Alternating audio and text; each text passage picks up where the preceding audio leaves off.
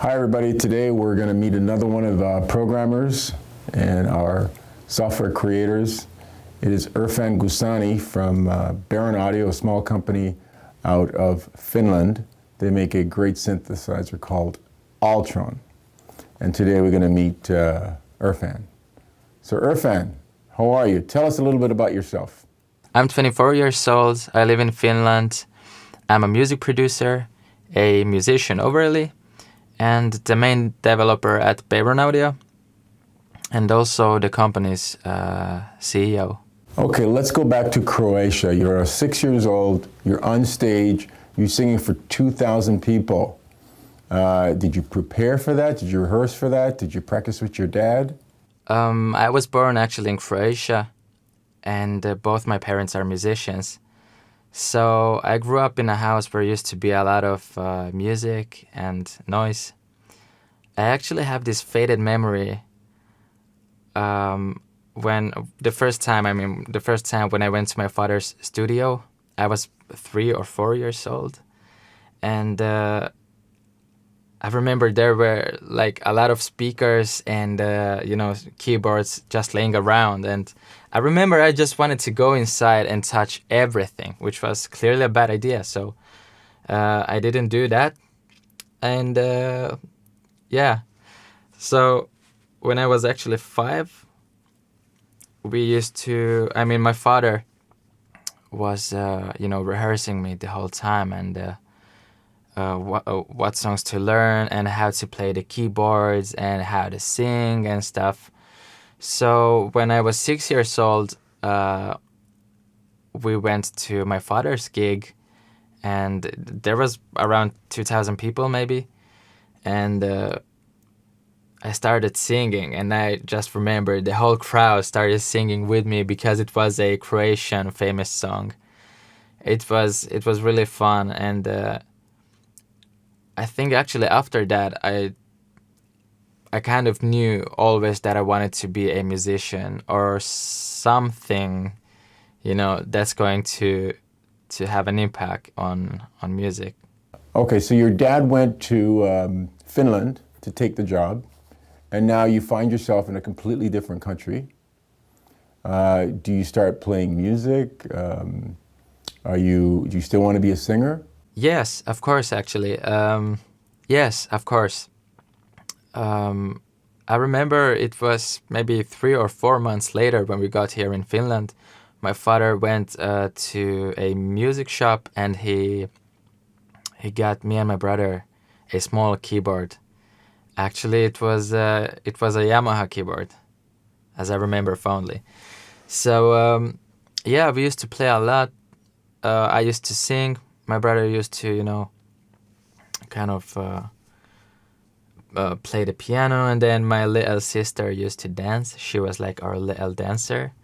And we got some gigs, not too much, but to some different festivals for children and stuff. So we used to play a lot of those.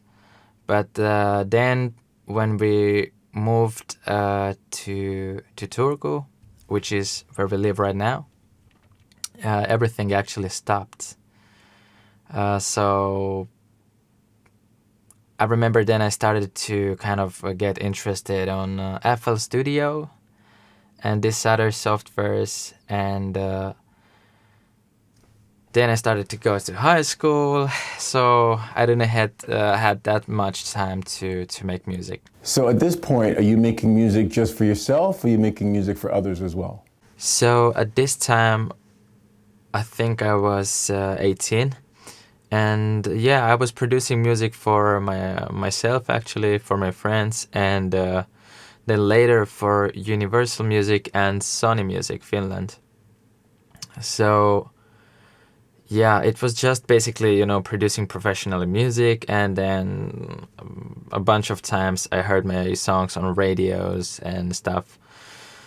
So actually this was the time when I was kind of interested on developing my own synthesizer, but it was kind of always on the back of my mind, but I never really really thought nothing much of it, basically.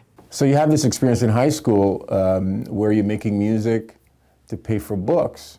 Is this where it occurs to you that if you make something that's good, people would pay for it, especially something like music that you love? Yeah, so basically when I got familiar with the virtual VST world, I remember I had a lot of my presets for silent, I think, and just different samples that I created while creating songs on computer. So, I used to just export the snares and kicks and stuff. So I used to have like a lot of different samples. And the first year of high school started. I didn't had any money to buy the books for the school. And of course I didn't want to ask my parents.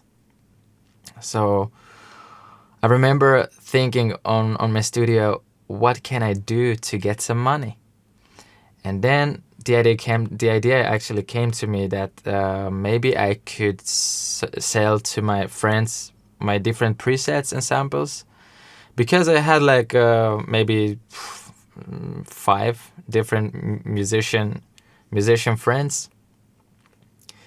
And I remember I just started calling them and telling them, man, I get these new samples that I have of like $50. Is that too much? Or, if it's okay, I could bring a USB and come to your house and install everything and do.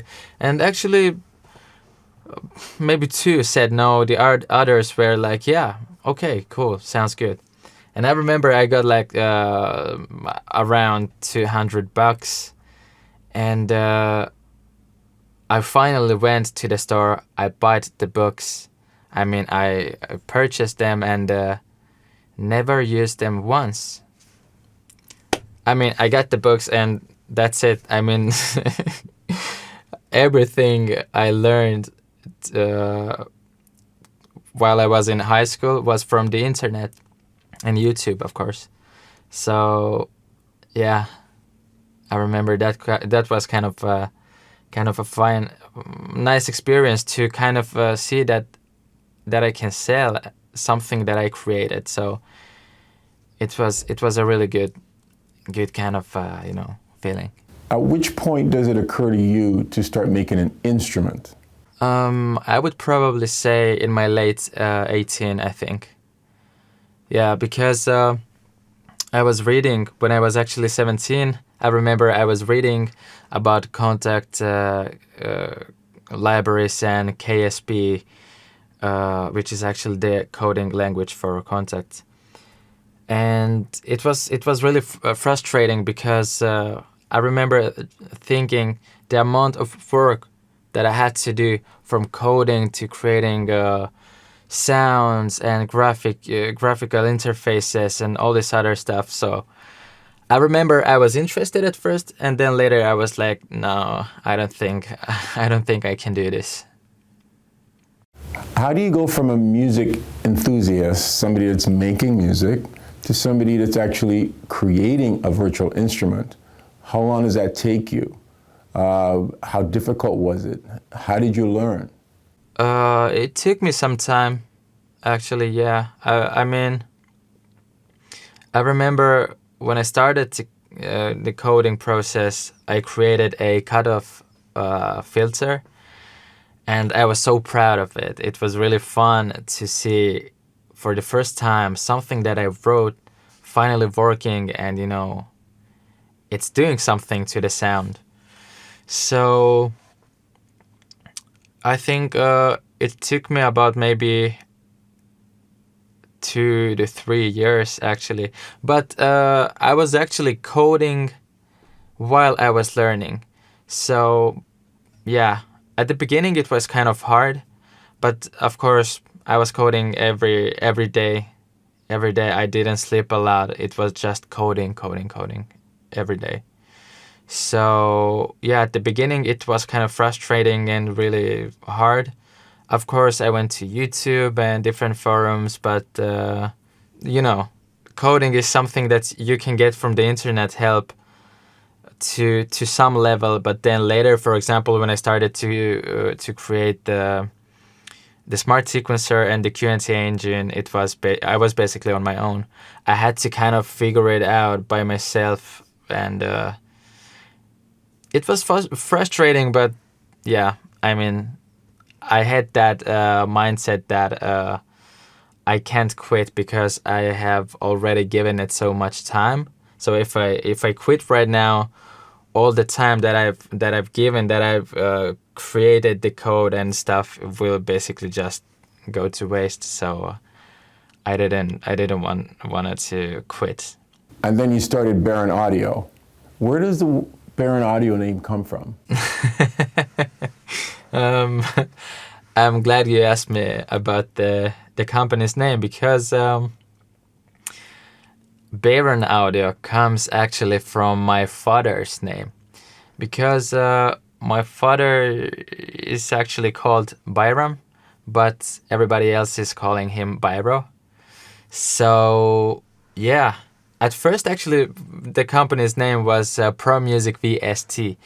At this time we had a meeting with Native Instruments and we were talking and stuff, and I remember they didn't quite like the name, and there was something in Sweden, some copyright issues, some stuff, some different stuff going on. So I remember I was talking with with Native Instruments that I should change the name basically, and they were like, "Yeah, okay, it's okay." So I'm driving to my parents' house, and my father was actually home with my mother, of course, sitting on the couch, and I go ahead and tell them that, yeah, I have to change the company's name because we got some issues and different stuff. So yeah, my father says nothing. He's like, oh, okay. So later that night, my father puts on like a skiffy movie, and while we are watching, he opens the door and goes to smoke a cigarette, and then he comes back in, and he's like, I don't know why didn't my parents just name me Beyron? And I was like, holy shit, man, say that again. And he goes, what? I mean, the name, say it again. And he goes, Beyron? And I'm like, holy shit, man, I think we got something here. And yeah, I remember I opened up Photoshop and started to create logos and different stuff. And so later it became Beyron Audio. But yeah, it's actually, Beyron comes actually from my father's name. So now you're writing code and you're writing contact instruments and you're in touch with the great Native Instruments. How does that go? How does it work between you and Native Instruments developing contact instruments? So I got in touch with Native Instruments when Altron was ready about 80%. So I remember sending a message to their support team, and then they kind of redirected me to the guy who was in charge of this kind of deal making with new companies on behalf of contact libraries. So after that, 3 or maybe even 4 months later, I remember I was at the club with my friends, chilling, having a good time, partying, and I just checked my phone. I took it out of my pocket and I started to check my emails, and that same night I got a email from Native Instruments telling me that they would love to collaborate. They need some. They wanted to see some pictures from the product, and they had some questions and stuff. But overall, the message was like, we are down for making a deal. Please just fill out some different forms I had to do and stuff. So then they told me that they will send the agreement over. And I remember after I after I read the email, I ordered maybe 20 or 30 shots to all my friends, you know? And we started drinking. I told everybody it was the greatest night ever. But little did I knew actually, after signing with Native Instruments, it took me a whole year to get the product right. All right, so in my opinion, the product was 100% ready. So I sent it to Native Instruments, and they were like, "Yeah, there are still some bugs because our team went through it, and you have to do this and that and what's on that." So it took me 1 year, one whole year. I mean, every day I was coding still, trying to fix those different bugs and all this other stuff, that Native Instruments was telling me about. And I remember around Christmas, I was at my parents' and nobody was home, only me alone. And I got a message from Native Instruments telling me that this is the last time that they are going to to check out the code. If there is anything, even the slightest, they will pull off the deal and nothing is going to happen. And I remember I was devastated. I went outside, started thinking, what should I do? How can I fix those bugs and stuff? How can I make everything work? So I went home, I opened my laptop and started coding. I was like, I don't care. I will try my best. If it works, it works. If it doesn't, at least I know that I tried. So I send over the code, they check out, and then like 15 minutes later, they go like, "Dear Irfan Gusani, we finally give you green lights," or something like that. But I remember that green lights, I mean, that was like the main thing. So I was so happy. I was really happy. My whole family then came later home. I told them. We had a nice meal at home. We had a little party, and it was a really nice news to get from Native Instruments. So yeah. So at this point, how old are you? I think at that time I was 20 or maybe 21. Where do you get the strength as a 20-year-old to carry on? And considering all your friends are probably out partying and doing things that other 20-year-olds do, like, where does that drive come from, that passion? I don't know, man. I think I always kind of had that different perspective on life. Obviously, partying and playing video games and having like a small house party or going out with friends. It's really nice, it's fun, but like once in a while. Because I don't know, in my opinion, I rather would stay at home and create something that will help me in the future, rather than going out and kind of basically wasting time. Let's say if you do it every day, then it's kind of you're wasting your time, to be honest, in my opinion. But then again, I mean, I didn't had the urge to go out and to be with my friends or to party or to do whatever, because creating Altron was everything for me. Really, just the feeling, the rush that I got from coding, and then you click run, you apply the code, and you see everything works as you planned out, and everything sounds beautiful. Man, that feeling was like, it was crazy. So yeah, I didn't had the urge to go outside. So talk to us about Altron and the creation of this product. As you know, and you've expressed, you use Omnisphere, you've used Nexus. These are some great products with thousands and thousands of sounds in them. Why does the world need another synth, and what is it that Altron's going to bring, and why do you think you need to create one when there's so many great synths out there? For me, actually, I just, I wasn't satisfied.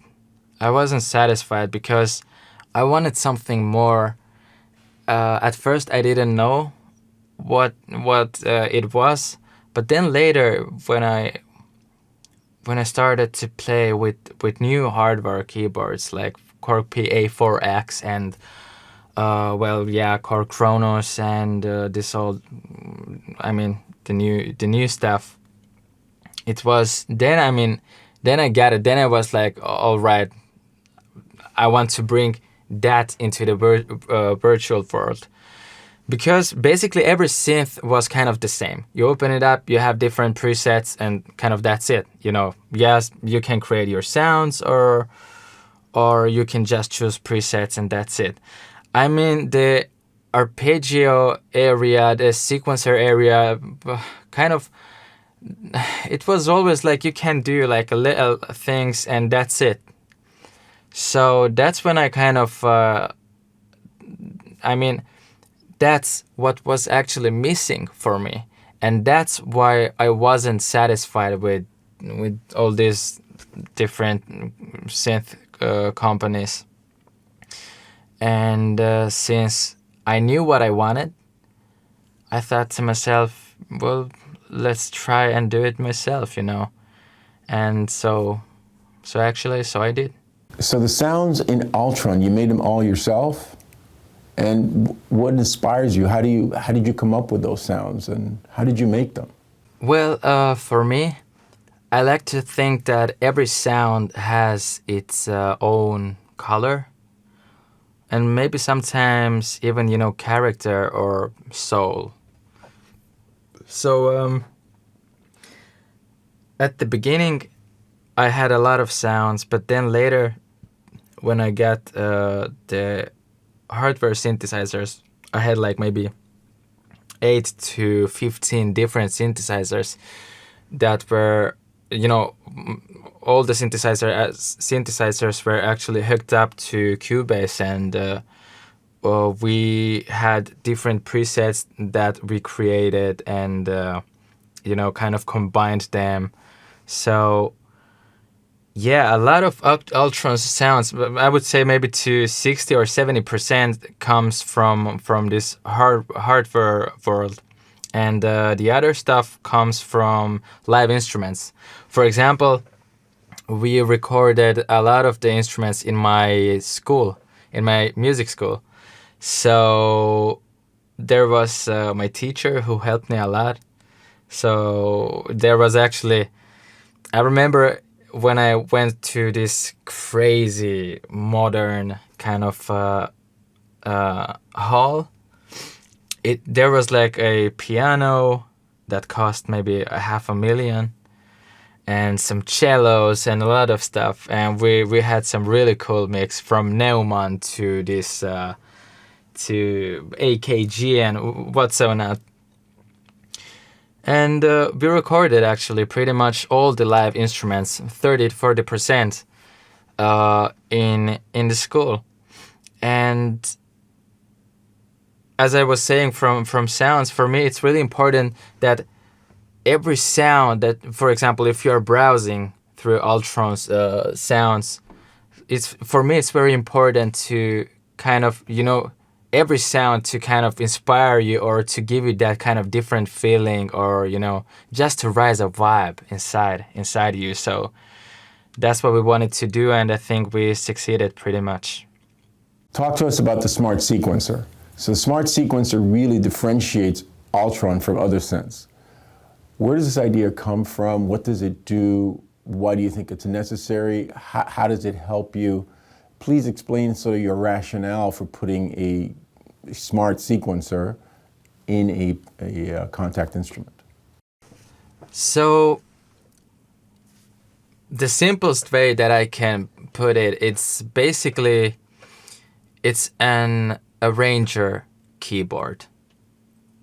So you have the whole band at your fingertips.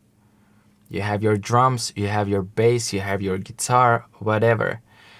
And what's so different about the smart sequencer is basically, depending on the notes that you, or the keys that you are going to play, it will automatically know if it's going to be, for example, major or minor.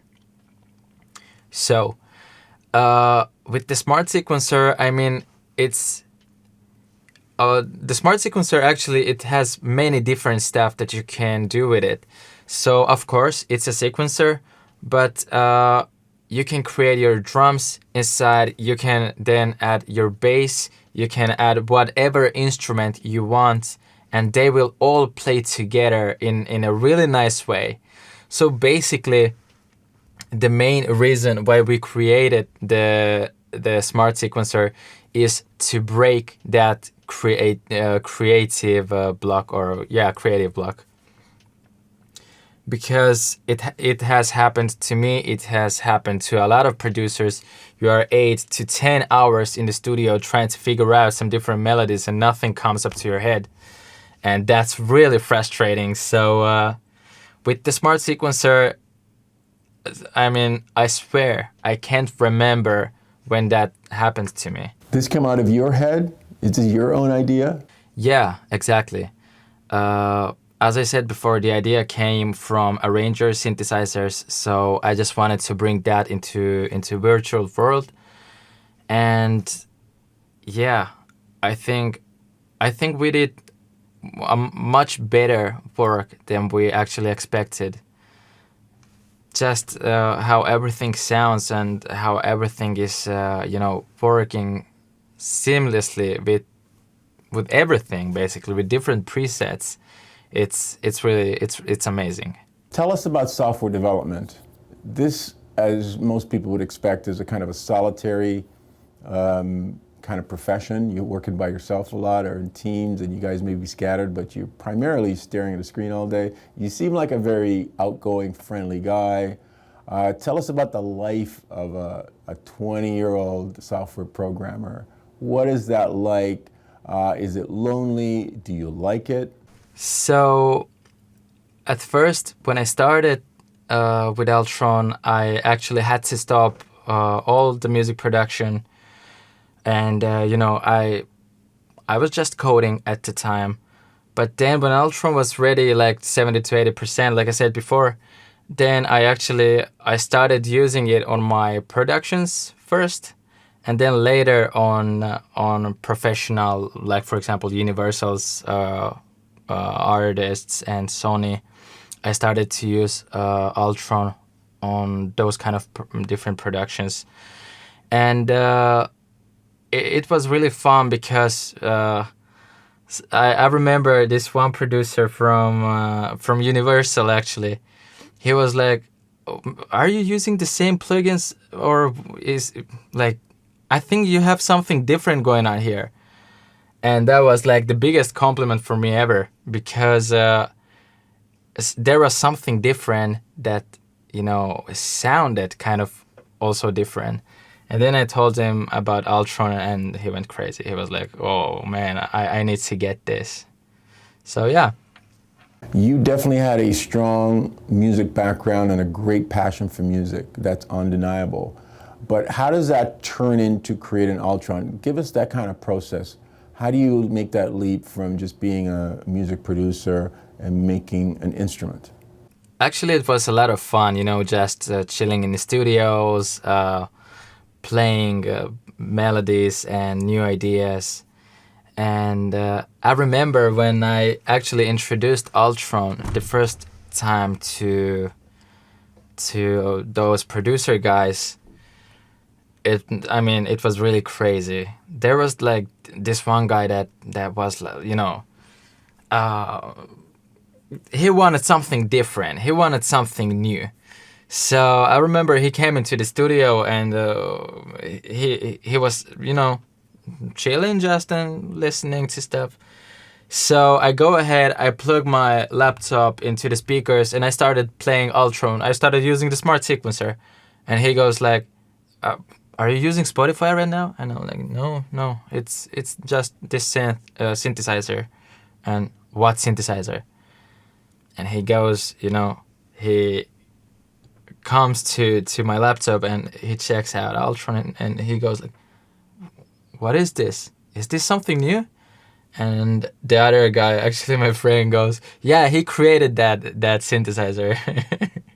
And the guy, he was like, what, seriously, whoa, man, let me check it out. So he started to play with the smart sequencer and all this other stuff, and really he came up with a song idea just like that. 1 month later, I heard that song into radio, and it was I was blown away. It was really so nicely done. It was amazing. Do you think working in that environment as a producer helped with the Altron development? As a producer, I guess you understand the mindset of a producer, what they need, what kind of sounds they want, how they want to work. How did that contribute to the development of Altron? The experience that I gained from, just being in studios with different artists and trying to collaborate and stuff really helped me on bringing Altron to end. Smart sequencer, I suppose, one of the ideas behind it is to help alleviate writer's block. I see. Would you say that's an important aspect of why you find it necessary to include it?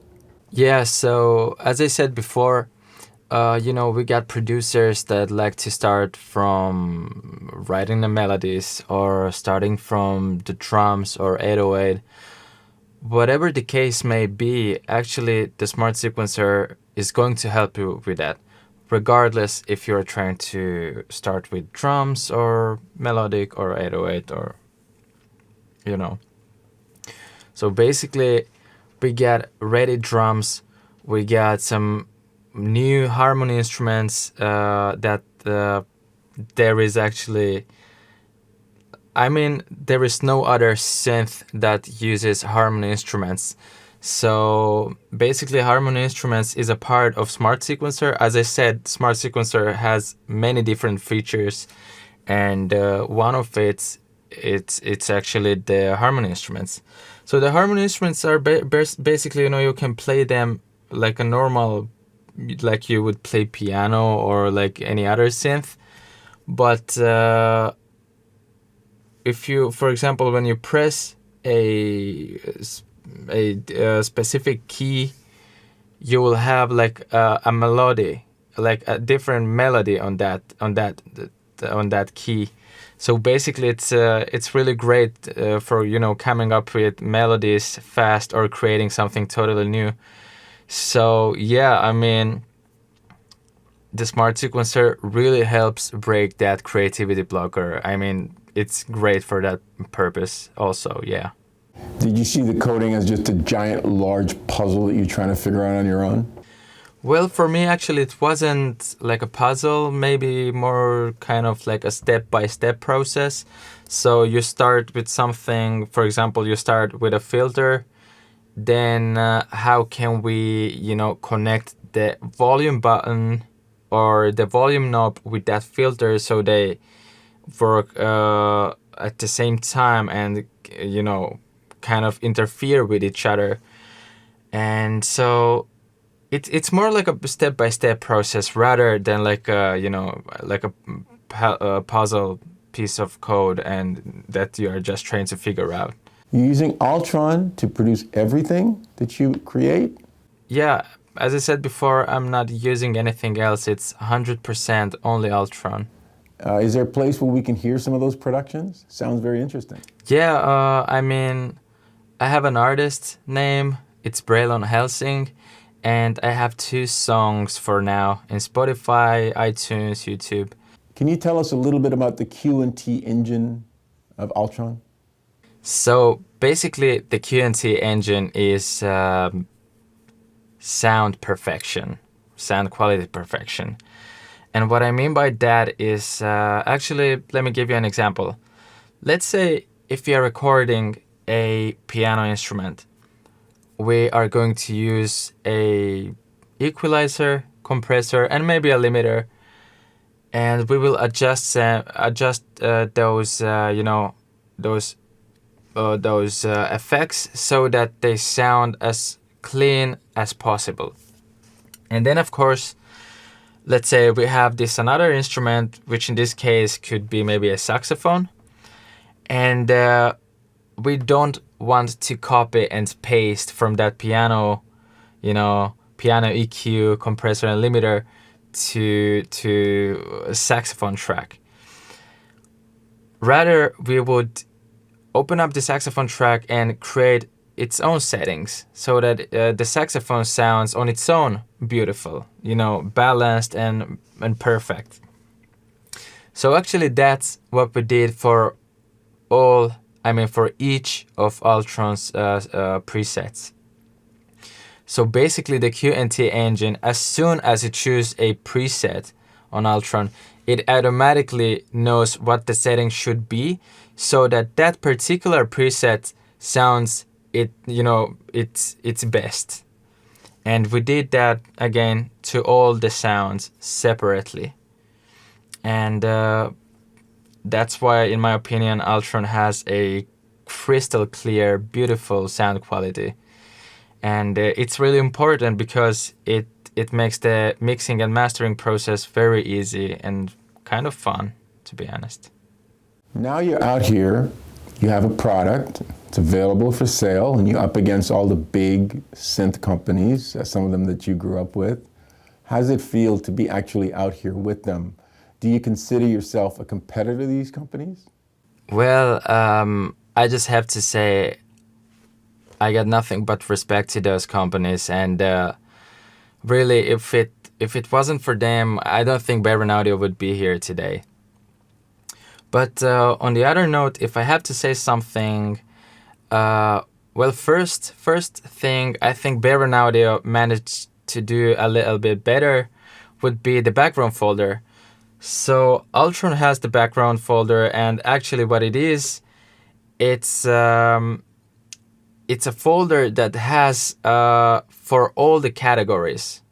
For each category is 5 different sounds. For example, 5 different background sounds for hip hop, 5 different background sounds for EDM and so on. So that's really important for producers that are that already have the drums made. Maybe the 808 is kicking in, but it sounds kind of empty. You just want to fill it up and make those melodies kind of in the background to create that kind of vibe, that kind of feeling. So that's where the background folder comes in. And the second thing is simplicity. How Altron works, how everything works in Altron. And the third thing, of course, we are coming back to this since it's the main feature of Altron, is the smart sequencer. So I think those 3 things are what we managed to do maybe a little bit better. Yeah. There must be some other things you want to do. What's next for Beyron Audio? Well, for Beyron Audio, I consider us to be a company that's going to develop only virtual synthesizers. So nothing else, not effects, nothing because I want Beyron Audio to be that company that creates only beautiful and amazing new synthesizers. So yeah, that's what I want. That's what I want Beyron Audio to be known for. Just out of curiosity, would you ever get into analog synthesizers? Maybe yes in the future, but for now, we really like to have basically both sample-based and analog in one synthesizer, because there are people that like the analog stuff, and then again majority likes sample-based. So that's pretty cool in my opinion, because then if you have one synthesizer that uses those both different areas, you can create some really cool sounds, different maybe pads or some totally new instruments that nobody heard before. So for now, I would say we would go with maybe half and half. But for now, no. I don't think that we would create a analog synthesizer especially. So Altron has been a big, big investment of time. 6 years of your time, 6 long years. Now that you hear it, now that you see people using it, are you happy with it? Yeah, I mean, of course I'm happy.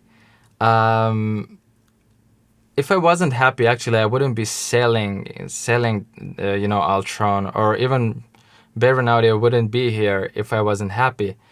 But I really gotta say, like I said before, I mean, the only thing I'm using right now in my productions and everything I'm doing, it's only Altron because I believe in Altron. I'm really happy about it, and I think it's a really, it's a game changer in the music industry. What are the key things that you've learned doing this?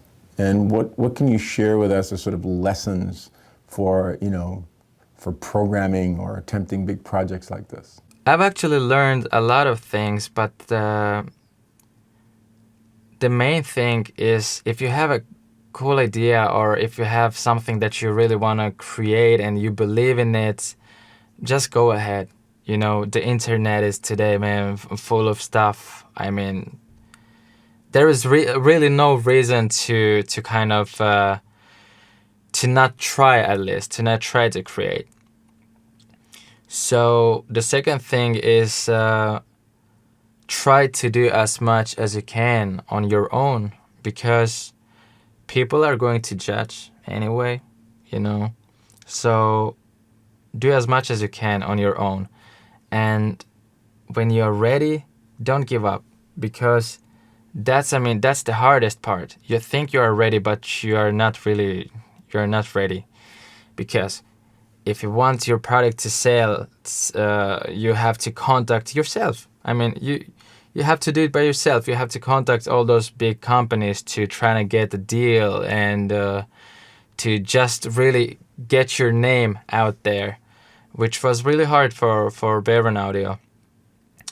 And the third thing I want to say is really just, try to enjoy it.